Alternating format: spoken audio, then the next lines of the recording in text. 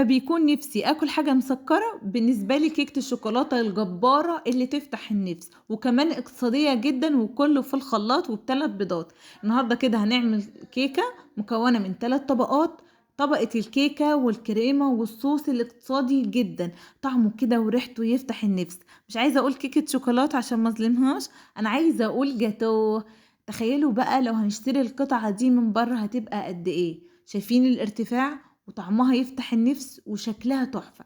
لو انتوا اول مرة تشوفوني فانا ايمي، يا ريت تنوروني باللايكات والكومنتات اللي زي القمر.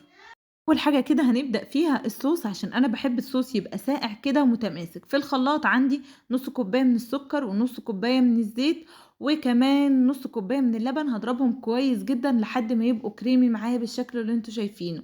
بعدين هنزل بثلاث معالق من الكاكاو الخام الاسباني، ويفضل الكاكاو الخام الاسباني عشان بيدي نتيجة مضمونة. هضرب كويس في الخلاط واركن الصوص. تعالوا كده نبدأ في الكيكة برضو في الخلاط. عندي كده في الشفشق 3 بيضات، كوباية من اللبن، عندي كوباية ونص من السكر، وثلاث بيضات، نص كوباية من الزيت، ونقطتين من الفانيليا لو موجود الفانيليا السايلة. مش موجود هتبقى الفانيليا الحبيبات. حلو.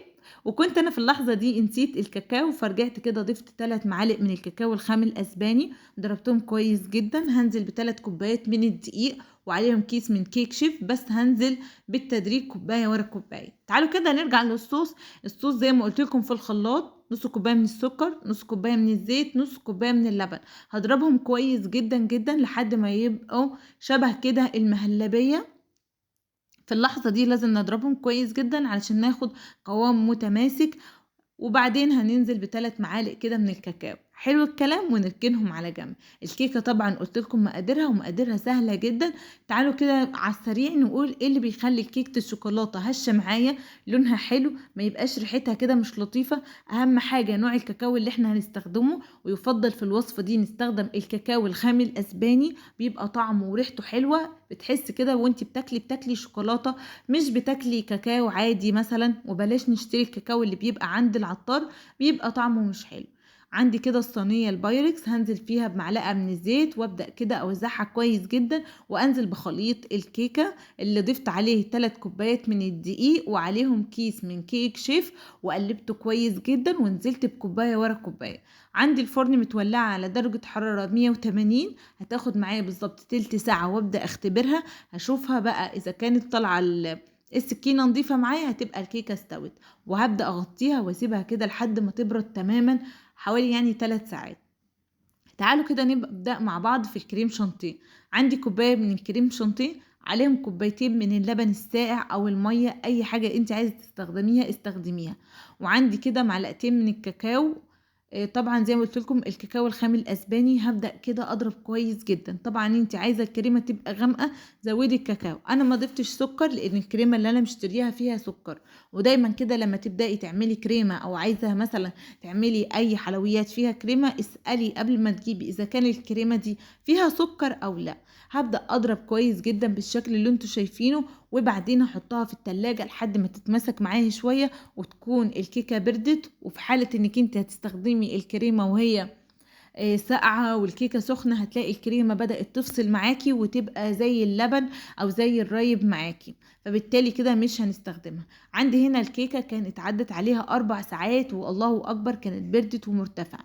هنزل كده بطبقة الكريمة، واحاول كده اسويها بالسكرابر او بمعلقة او باي سكينة.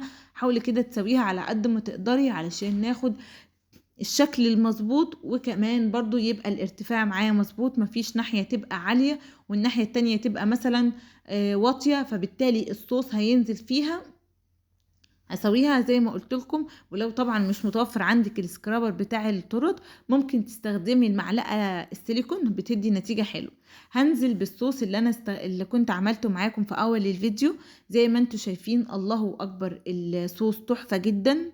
بعد كده ما نزلت بالصوص، احاول على قد ما اقدر ما استخدمش خالص المعلقه في توزيع الصوص. اذا كان في مكان فيه فراغ، همسك الصينيه بتاعتي واحاول كده احركها يمين وشمال لحد كده ما الصوص يتساوي كده في الصينيه. هبدا باي حاجه عندك عايزه تزيني بيها. ممكن طبعا بشوكولاته شيبس، بمالتيزر، باي بسكوت، طبعًا بسكوت الأوريو، أي بسكوت عندِك سادة، مثلًا فورماسيلا، أي حاجة عندِك استخدميها مش هتقول لِك لأ.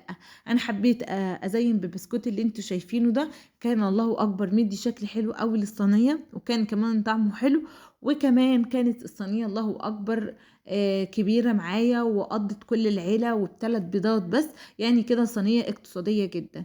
لو أنتِ طبعًا حابة تجرّبي الوصفة جرّبيها واكتبي لي في الكومنتات إيه رأيِك في الفيديو، ولو عجبِك الفيديو ما تنسيش كده تكتبي لي في الكومنتات. هاسيبها تسقع لمدة ساعتين وبعدين أقطّعها. أنا بقى كنت مستعجلة وكان عندي ضيوف، فبالتالي ما سِبتهاش تسقع، بدأت أقطّعها على طول، بس كانت الله أكبر طعمها حلو، القطعة كانت كبيرة، الكريم شانتيه كان متماسك علشان سِبنا الكيكة لحد ما تبرد تمامًا، الصوص بتاعي برضه كان متماسك، ولو أنتِ حابة تتقّلي الصوص أكتر اضربيه كويس جدًا، يعني اضربي المكونات مع بعض كويس لحد ما هيتقل معاكِ.